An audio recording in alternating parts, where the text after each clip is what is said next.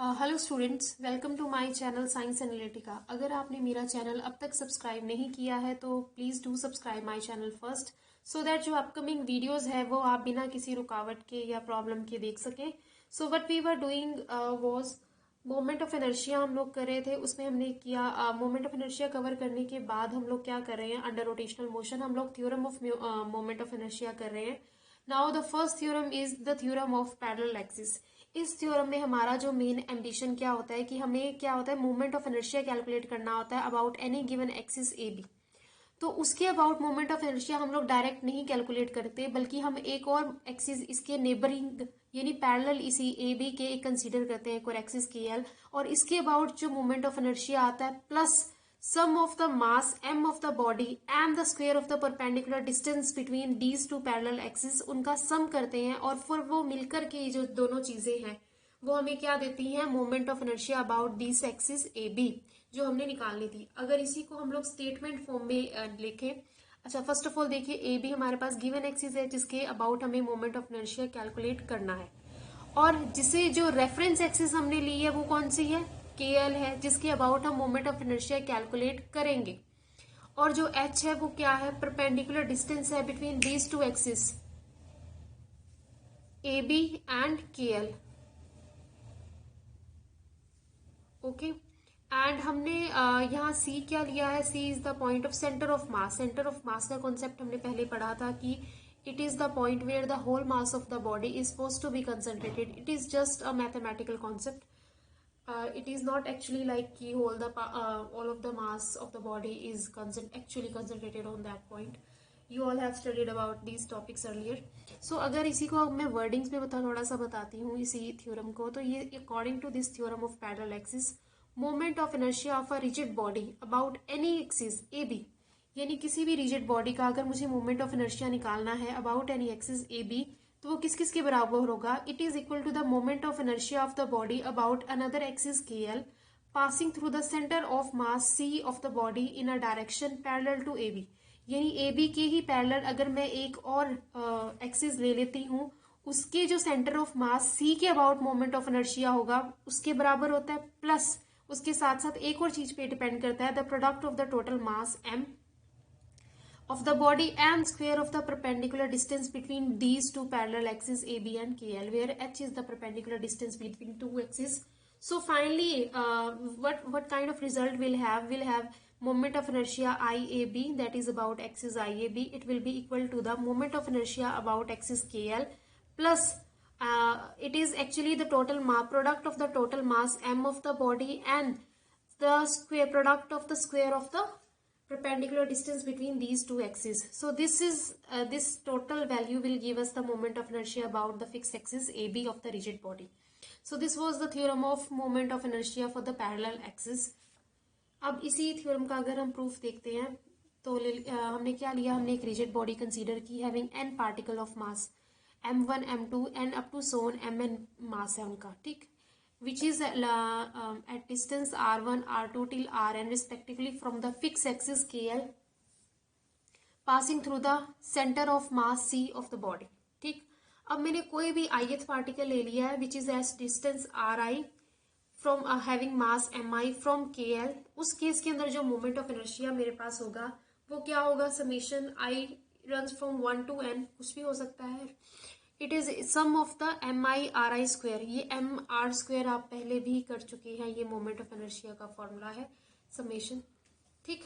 अब हमें पता है कि जो परपेंडिकुलर डिस्टेंस है ith पार्टिकल का फ्रॉम ए बी वो कितना है, R I plus H. You can see the figure यहाँ। अगर मैंने कोई भी रेंडमली एक मास एम आई लिया है जो कितने डिस्टेंस पर है, आर आई डिस्टेंस पे है, कहाँ से, के एल से, तो फिर वो ए बी से कितने डिस्टेंस पर होगा, are I plus H distance पर होगा, ठीक।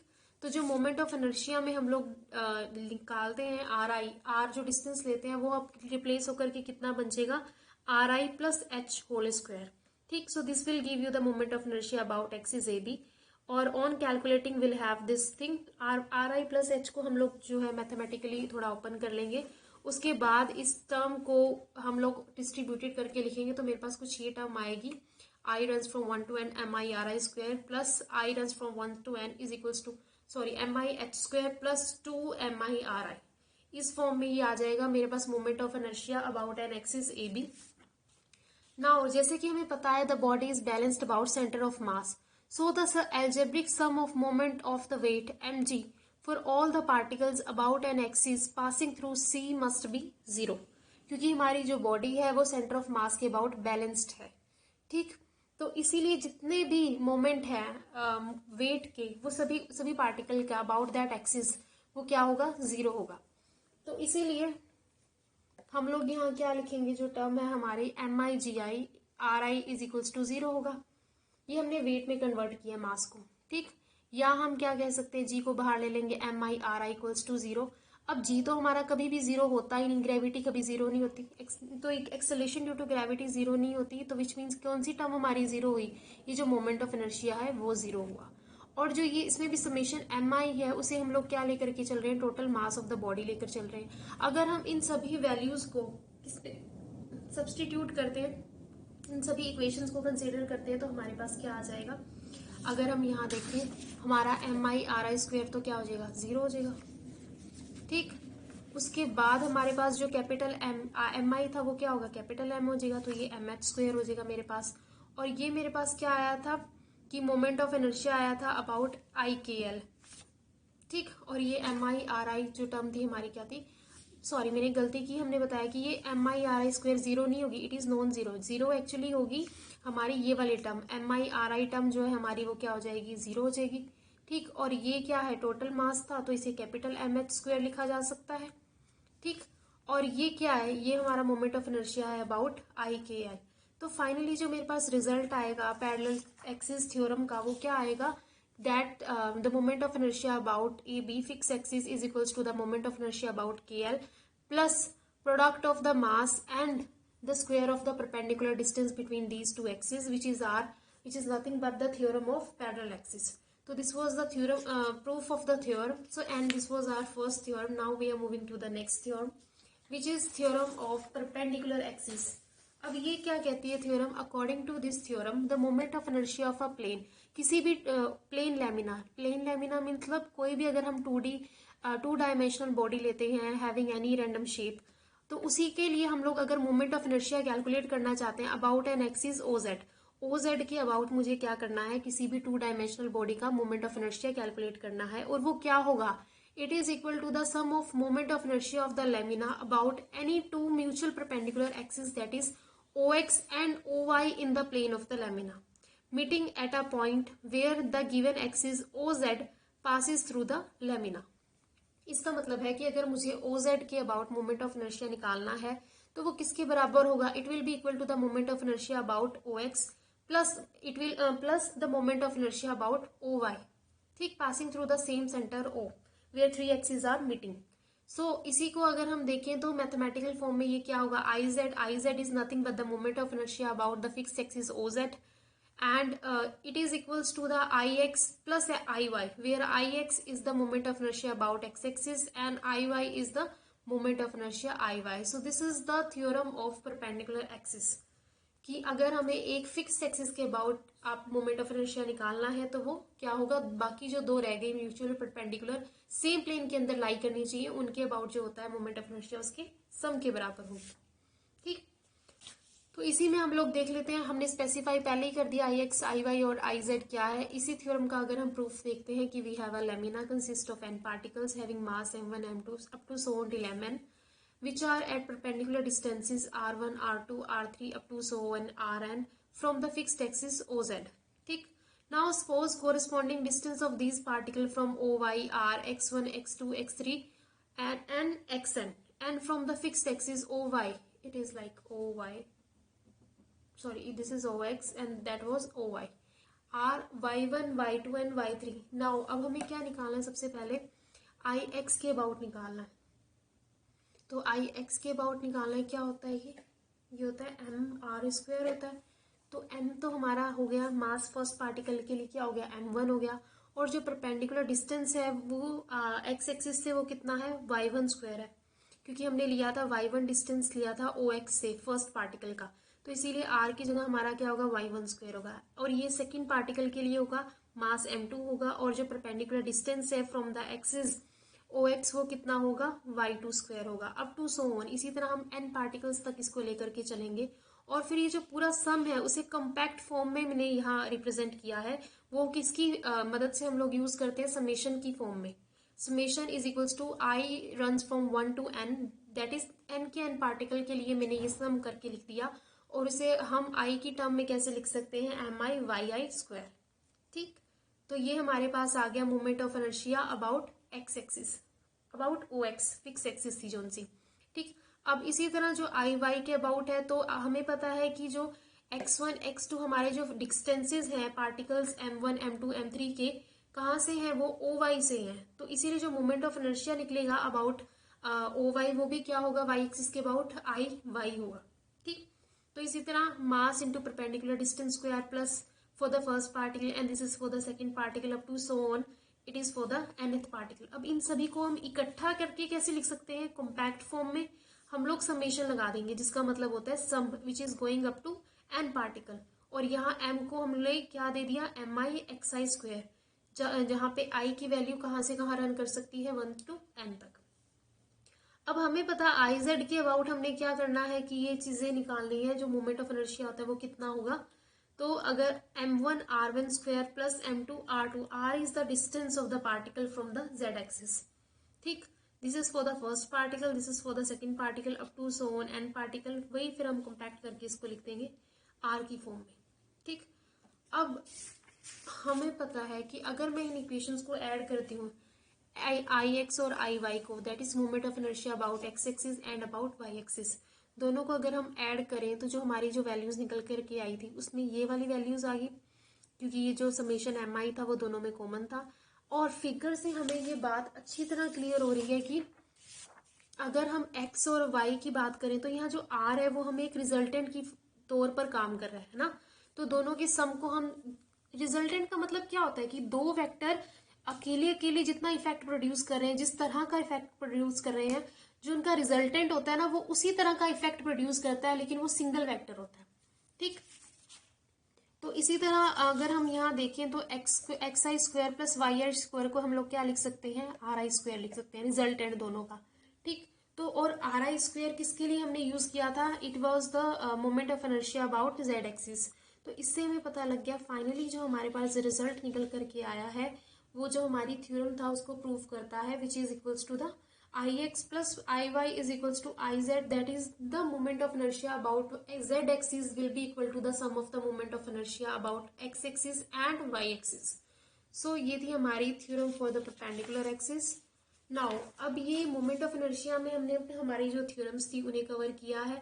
अब हमारे पास क्या है, कुछ practical applications हैं, that is कि जो moment of inertia about a thin circular ring हो गया, उसके डायमीटर के अबाउट, उसके सेंटर के अबाउट, ये सब चीजें अब हम लोग कैलकुलेट करेंगे मैथमेटिकली। देखिए, जो फर्स्ट इसमें टॉपिक आता है हमारा मोमेंट ऑफ इनर्शिया, हम किसका कैलकुलेट करेंगे, एक थिन रिंग का। Small m is the mass of a thin circular ring of radius r and centre o। ठीक, सो हमारा क्या एम्बिशन है कि we have to calculate, our aim is to calculate the moment of inertia of the ring about an axis Y O Y dash. देखिए, ring के centre से एक axis गुजर रही है, पास कर रही है, वाई ओ वाई डैश। अब हमारी जो उनसे पर्पस है वो ये है कि हमें इस एक्सिस के about moment of inertia calculate करना है, which is actually nothing but the perpendicular to the plane of the ring. So हमें पता है लेंथ ऑफ द रिंग कितनी है इस पूरे सर्कल, क्योंकि जो रिंग है आपकी क्या है, सर्कुलर है, तो लेंथ का मतलब है कि उसकी पूरी सर्कमफ्रेंस हम लोग कैलकुलेट करेंगे, और वो कितनी आएगी, 2πr, because capital R is the radius of the ring. अब यूनिट लेंथ अगर मैं ले लूँ, ये तो मेरी कंप्लीट लेंथ थी, तो यूनिट लेंथ, मास पर यूनिट लेंथ कैसे डिस्ट्रीब्यूटेड होगा, है ना। तो मास पर यूनिट लेंथ होगा कि अगर मास को, टोटल मास m को मैंने लेंथ से डिवाइड कर दिया तो मेरे पास यूनिट लेंथ आ जाएगी। ठीक, अब मैंने क्या किया है, मास पर यूनिट लेंथ के बाद हम लोग कंसीडर करेंगे एक स्मॉल एलिमेंट, हमने dx ले लिया इसी रिंग का, और मास ऑफ दिस एलिमेंट। अब हम पहले इस एलिमेंट का मास निकालेंगे। अब ये तो क्या था, यूनिट लेंथ का, यूनिट एलिमेंट का मास था, ये जितना भी था। ठीक, अब इसको मैं dx से मल्टीप्लाई कर दूं तो ये किसका मास आ जाएगा, dx का। और हमें क्या करना है, मोमेंट ऑफ इनर्शिया निकालना है, उसका फॉर्मूला आपको पता ही है, mr² होता था। ठीक, तो moment of inertia of the element about fix axis Y O Y dash वो कितना होगा, mass into perpendicular distance square that is R square, mass of that dx। हम पहले छोटे एलिमेंट के लिए हम लोग सिर्फ मोमेंट ऑफ इनर्शिया कैलकुलेट कर रहे हैं और फिर उसको इंटीग्रेट करके हम पूरे रिंग का जो सा है वो क्या करेंगे, मोमेंट ऑफ इनर्शिया कैलकुलेट कर लेंगे, क्योंकि हम ये कंसीडर करके चल रहे हैं कि जो सी रिंग है वो क्या है, यूनिफॉर्म है, it is of uniform cross section. तो ये जो dx है, छोटे छोटे छोटे छोटे बहुत सारे dx से मिल करके ये कंप्लीट रिंग की फॉर्मेशन हुई है। ठीक, तो अभी जो सा स्मॉल पार्ट हमने स्मॉल एलिमेंट dx जो लिया था ये उसका मास है, उसका मास ले लिया इंटू आर स्क्वायर, उसी एलिमेंट का जो डिस्टेंस है परपेंडिकुलर फिक्स एक्सिस से वो क्या था, आर स्क्वायर था। You can see here this was the small element dx which is under r consideration and it is at distance capital R from the fixed axis y o y dash. So first of all we are calculating the moment of inertia for this small part only, and after calculating the moment of inertia for this small part we will gonna integrate it for the whole ring. So firstly हम सिर्फ इसी part के लिए निकालेंगे। ठीक, तो ये हमारे पास आ जाएगा M R 2 pi upon into D X, सभी कुछ कैलकुलेट करके। अब हमें पता है कि जो एलिमेंट है it can lie anywhere over the entire length of the ring, तो इसीलिए हम क्या करेंगे, इसको इंटीग्रेट कर रहे हैं x इक्वल टू 0 से लेकर के 2 पाई r over the complete circumference of the ring, क्योंकि हमें पता है इस ये एलिमेंट कहीं भी लाई कर सकता है। और मोर ओवर हम इसको इस तरह भी कह सकते हैं कि इस तरह के छोटे छोटे एलिमेंट्स के कॉम्बिनेशन से मिलने से ही हमारे पास ये जो कंप्लीट रिंग की फॉर्मेशन हुई है। ठीक, तो अब हम इसे कंप्लीट रिंग के अबाउट रिंग के लिए जो हम लोग क्या कैलकुलेट कर रहे हैं, moment of inertia about the fixed axis Y O Y dash. तो उस केस के अंदर हम लोग क्या करेंगे, जो हमारा छोटे स्मॉल एलिमेंट के लिए आया था उसी को हम लोग क्या करेंगे, इंटीग्रेट करेंगे over the limits 0 to 2 pi r। Now अब हमारी जो चीजें कांस्टेंट है, फिक्स है, जो चेंज नहीं हो रही, उसे हम लोग बाहर लेंगे।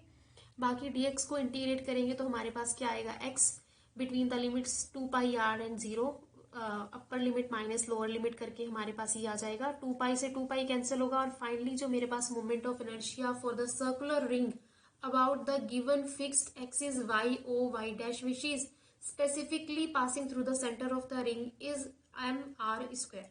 ठीक, तो ये हमारे पास आ गया मोमेंट ऑफ इनर्शिया। अब हम क्या कर रहे हैं कि अभी तो हम लोगों ने क्या कंसीडर करके हम लोग चले थे कि हमारी जो एक्सिस है वो क्या कर रही है, रिंग के सेंटर से पास कर रही है। अब हम लोग क्या कर रहे हैं कि जो हमारी एक्सिस है जिसके अबाउट हमें मोमेंट ऑफ इनर्शिया कैलकुलेट करना है वो along the diameter of the ring है, इसीलिए हमने यहाँ दो डायमीटर कंसीडर किए हैं, C D and A B.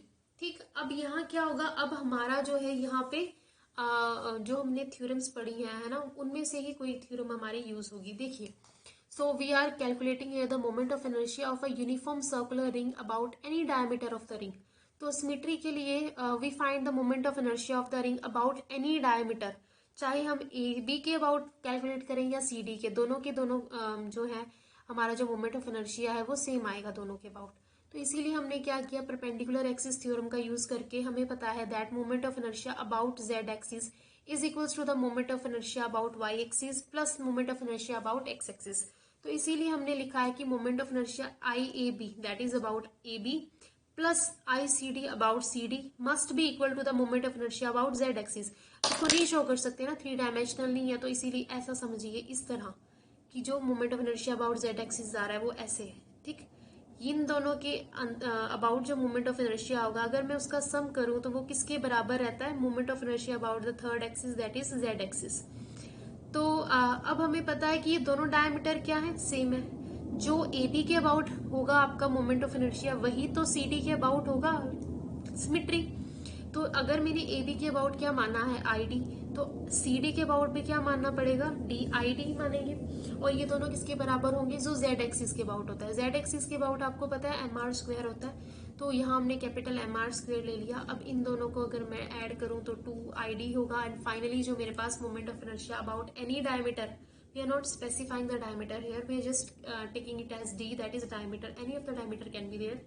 So I D के बराबर क्या होगा, it is equals to the half M R square.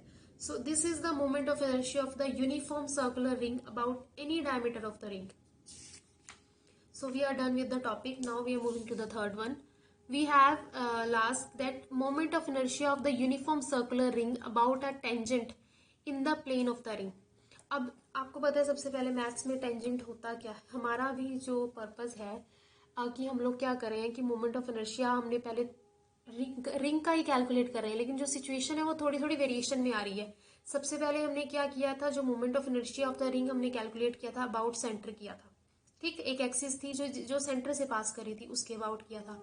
फिर हमने मोमेंट ऑफ इनर्शिया कैलकुलेट किया about the diameter of the circle और रिंग। ठीक, अब जो थर्ड कंडीशन आती है कि हमें moment of inertia of the ring calculate करना है about the tangent of the circle. Tangent क्या होता है? Tangent is a line that touches the circle eight one point only. Tangent वो लाइन होती है जो सर्कल को किसी एक पॉइंट पे टच करती है, जिसे हम लोग कह देते हैं टेंजेंट टू द सर्कल। तो यहाँ भी हमने एक ऐसी लाइन ड्रॉ कर ली है, X Y is a tangent to the circle, the circular ring having diameter A B and C D, having centre O and radius capital R. ठीक, सो अब हमें क्या करना है, we have to find out the moment of inertia about X Y. आपको parallel theorem axis याद है? जब भी हमें किसी एक फिक्स एक्सिस के अबाउट निकालनी होती थी, हम वो वाली नहीं दूसरी एक्सिस के अबाउट निकालते थे, प्लस हम लोग क्या करते थे, M R square, M into the perpendicular distance between these two axis, उनका सम करके हम लोग क्या निकाल पाते थे, moment of inertia about the fixed axis X Y, जिसके अबाउट हमें निकालना होता था। तो अब हमें किसके अबाउट मोमेंट ऑफ इनर्शिया निकालना है, एक्स वाई के अबाउट। ठीक, ये किसके बराबर होगा, moment of inertia about the parallel axis, that is X Y के पैरेलल कौन सी एक्सिस है पहले, ए बी, यानी ए बी के अबाउट जो मोमेंट ऑफ इनर्शिया होगा that is I A B plus M H square. M क्या है, complete mass of the body, H square is nothing but the perpendicular distance between these two parallel axis, and here we are using are instead of H. जो हमारी पिछली theorem थी उसमें हमने H use किया था, लेकिन यहाँ क्या है, आर। ठीक, तो इस तरह फाइनल जो हमारे पास रिजल्ट आएगा that is moment of inertia about any line which is tangent to the circular ring, it comes out to be 3/2 mr square. ठीक, so this was the moment of inertia about circular ring for the tangent. Next जो हमारे पास आता है कि moment of inertia of a uniform circular ring about the tangent perpendicular to the plane of the ring. अब क्या है, आपने जो एक्सिस ली है वो टेंजेंट भी ली है सर्कुलर रिंग के और परपेंडिकुलर भी ली है किसके, जो आपकी एक एक्सिस है उसके परपेंडिकुलर भी आपने ली है, परपेंडिकुलर टू द प्लेन भी ली है। लास्ट टाइम वाली आपकी इस तरह था, है ना, वो प्लेन के परपेंडिकुलर तो नहीं था, टेंजेंट जरूर था वो, लेकिन प्लेन के परपेंडिकुलर नहीं था। तो अभी क्या है, अभी क्या है कि हमारा जो सा ये टेंजेंट भी है प्लस रिंग के जो प्लेन के परपेंडिकुलर भी है एक्सिस। ठीक, तो P Q is a tangent to the circle circular ring perpendicular to the plane of the ring as well. Now to find the I P Q we will use the theorem of parallel axis. यहाँ हमारी वही parallel axis वाली theorem होगी और हमें इसके about निकालना है आई पी क्यू। तो हम किसके अबाउट निकालेंगे, सबसे पहले कौन सा लेंगे, I about Y O Y dash plus M R square, M into the perpendicular distance between these two axis that is R. तो इसे कैलकुलेट करके हमारे पास जो आएगा वो क्या आएगा, 2mr square which is nothing but the moment of inertia about the fix about the axis which is tangent as well as perpendicular to the plane of the ring that is P Q. तो ये जो थी हमारा क्या था, हमने दोनों theorems इस उसमें वीडियो में कवर की है, और मोर ओवर जो रिंग के अबाउट जितने भी केसेस बनते थे वो हमने डिस्कस किए for the moment of inertia. So we are done with the topic now for today only. ऐसा नहीं है कि रोटेशनल मोशन खत्म हो गया, इसमें कुछ और टॉपिक भी है जो हम आगे कवर करेंगे नेक्स्ट वीडियोस में, but we are done for this video. Hope you like the video, and if you like it, please don't forget to share the video with your friends as well, and do subscribe my channel Science Analytica. Thank you so much.